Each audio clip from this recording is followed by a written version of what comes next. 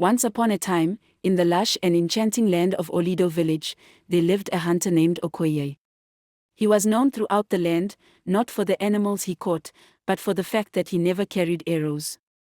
While other hunters returned from the forest with their quivers full and their trophies on display, Okoye would return with nothing but the fruits of his hands, a basket of ripe mangoes, a bundle of healing herbs, or a shimmering fish from the river.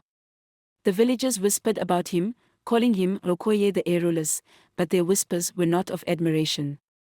"How can a hunter without arrows call himself a hunter?" they mocked. "What good is he to our village?"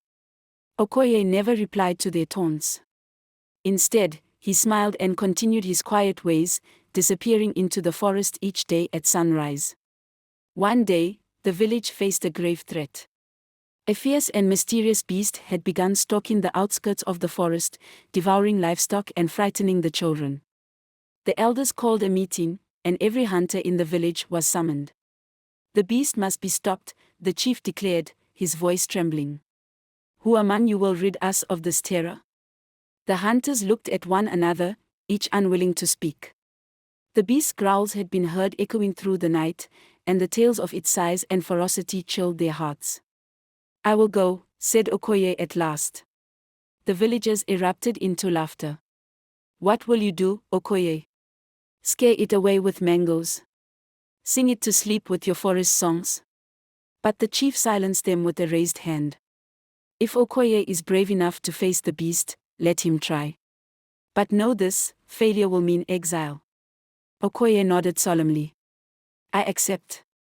At dawn, Okoye ventured into the forest, armed only with his wisdom, his wits, and a small knife at his side. He followed the deep claw marks on the trees and the tracks pressed into the soil, all leading him deeper into the shadows of the forest. By midday, he came upon the clearing where the beast lay. It was as terrifying as the villagers had said, an enormous creature with fur as black as night and eyes that glowed like embers. Its fangs were long and sharp, and its claws glinted like steel. The beast snarled, rising to its feet as it spotted Okoye. But Okoye did not reach for a weapon. Instead, he stood still and watched. Okoye noticed something strange. The beast limped as it moved, favoring its left leg. He stepped closer, his voice calm and low. "I am not here to harm you," he said. The beast growled, but it did not attack.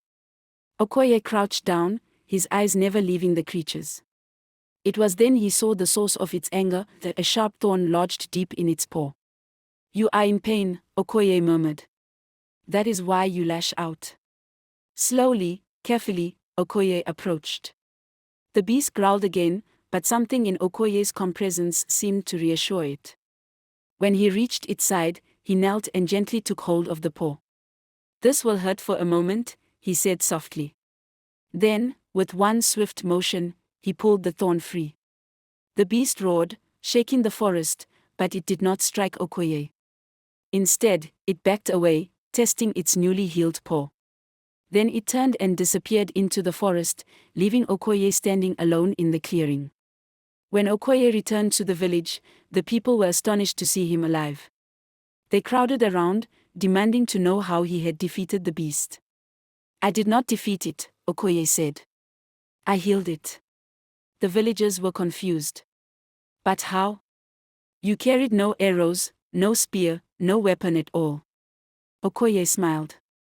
"A true hunter does not always need weapons. Sometimes, what is needed is understanding. The forest speaks to those who listen, and the creatures of the forest respond to those who respect them." From that day forward, the villagers no longer mocked Okoye. They called him Okoye the Wise, and they came to him not just for his skills in the forest, but for his counsel in times of trouble. And so, the hunter without an arrow became a legend, teaching his people that bravery is not just in battle, but in kindness and understanding.